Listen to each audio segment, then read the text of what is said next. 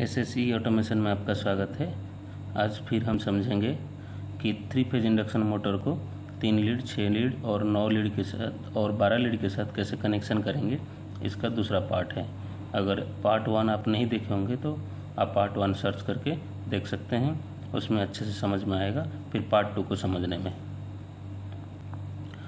अभी सभी लोग आप लोग जानते हैं कि अगर 3 फेज मोटर है तो 3 कॉइल होंगे तीनों फेज के लिए। तो इस तरह कुछ हम कॉइल बना दिए हैं। तो इसको अगर कॉइल ए मानते हैं तो कॉइल बी और कॉइल सी मानते हैं।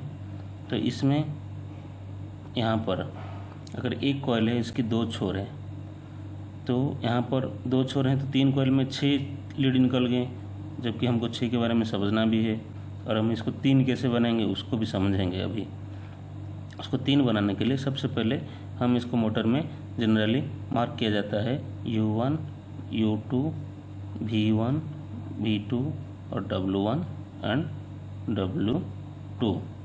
इस तरह हम उसमें मार्क किया जाता है।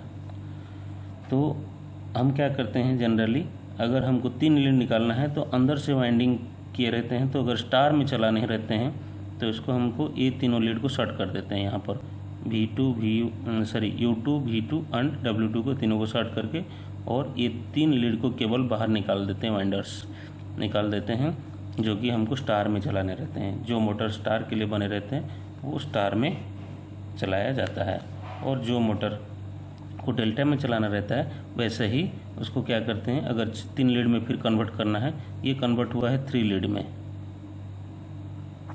अब उसको डेल्टा में करने के लिए हम क्या करते हैं, वैसे ही सेम कॉइल बना लेते हैं।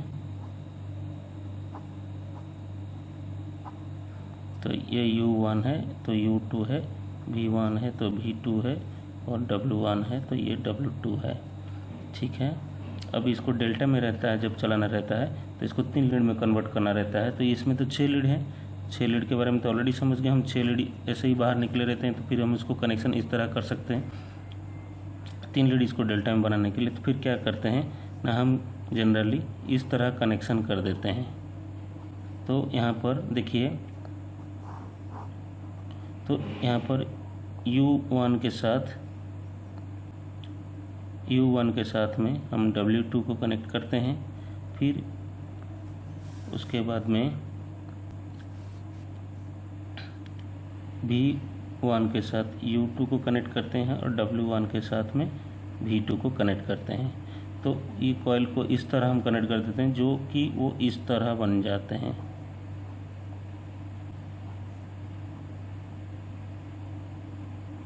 तो यहाँ पर R फेज दे देते हैं, इधर में हम Y फेज दे देते हैं, इधर में हम B फेज दे देते हैं।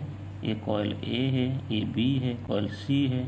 तो इस तरह से यहाँ पर अगर ये U1 है तो इधर में U2 रहेगा, इधर V1 है तो इधर V2 रहेगा, और ये W1 है तो इधर में W2 रहेगा। यहाँ पर देखिए W2 और U1, W2 और U1 ये दोनों जुड़े हैं, जो कि R फेज के लिए इस्तेमाल होता है। और यहाँ पर देखिए U2 और V1, U2 और V2 ये जो है Y के लिए इस्तेमाल होते हैं। और यहाँ पर जो है W1 और V2 ये जो है B फेज के लिए इस्तेमाल होते हैं, जो कि हमने इसमें B फेज कनेक्शन करते हैं। तो इस तरह से ये डेल्टा कनेक्शन हो जाता है, जो कि 3 लीड ऐसे बाहर निकल जाता है। अंदर से ही शॉर्ट करके इसको वाइंडर क्या करते हैं, 3 लीड बाहर निकाल देते हैं। नहीं तो जहाँ पर 6 लीड रहना है तो 6 के 6 लीड बाहर निकाल देते हैं, जिसमें मार्किंग कर दिया जाता है कि ये U1, U2 और V1, V2 और W1 और W2 करके सारे लीड में मार्किंग करके अलग से दे देते हैं। नहीं तो कई लोग वाइंडर लोग क्या करते हैं, एक राउंड वाइंडिंग वायर को जो लगा लेते हैं एक तार में, दूसरे में 2 राउंड मार देते हैं, तीसरे में 3 राउंड मार देते हैं, चौथे में 4 राउंड मार देते हैं, और 5वें में वैसे ही 5 राउंड जो है वाइंडिंग तार को बांध देते हैं, और 6वें में 6 राउंड जो है बांध करके दे देते हैं। तो अपने को वहाँ पर कंटिन्यूटी चेक करके हम पता लगा सकते हैं कि हमारा एक के साथ में कौन बता रहा है, 2 के साथ में कौन बता रहा है, 3 के साथ कौन बता रहा है। तो जनरली 1 के साथ 4 बताएगा, 2 के साथ 5 बताएगा और 3 के साथ 6 बताएगा कंटिन्यूटी। तब हम इसको पकड़ लेंगे। अगर इसको हम U1 मानेंगे तो 4 नंबर को हमको U2 मानना पड़ेगा, और इसको अगर हम V1 मानेंगे तो इसको V2 मानेंगे, और इसको अगर W1 मानेंगे तो इसको W2 मानेंगे। इस तरह से हम उसको फिर कनेक्शन कर सकते हैं। तो जनरली जो टर्मिनल बॉक्स रहता है वो इस तरह 6 पॉइंट रहते हैं, टर्मिनल रहते हैं, जो 6 तार अंदर जाते हैं, जो 6 लीड्स निकलते हैं। और नहीं तो जहाँ पर 3 लीड्स रहते हैं वहाँ पर केवल 3 टर्मिनल वाले पॉइंट्स रहते हैं, जो 3 लीड अंदर से आते हैं और डायरेक्ट कनेक्ट हो जाते हैं। यहाँ पर उस मोटर के टर्मिनल नेम प्लेट के ऊपर में लिखा रहता है स्टार कनेक्टेड है या तो डेल्टा कनेक्टेड है, कनेक्शन टाइप जो रहता है।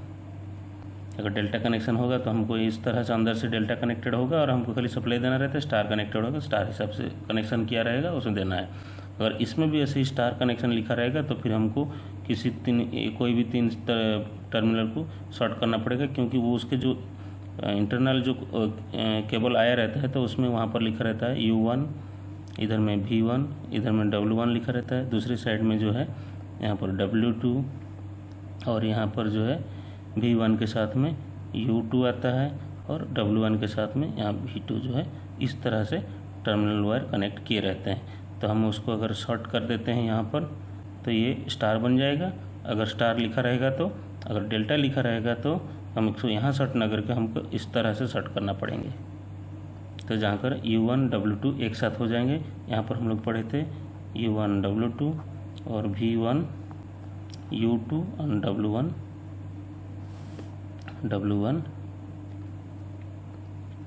W1 के साथ में जो है V2 कनेक्ट किए हुए हैं।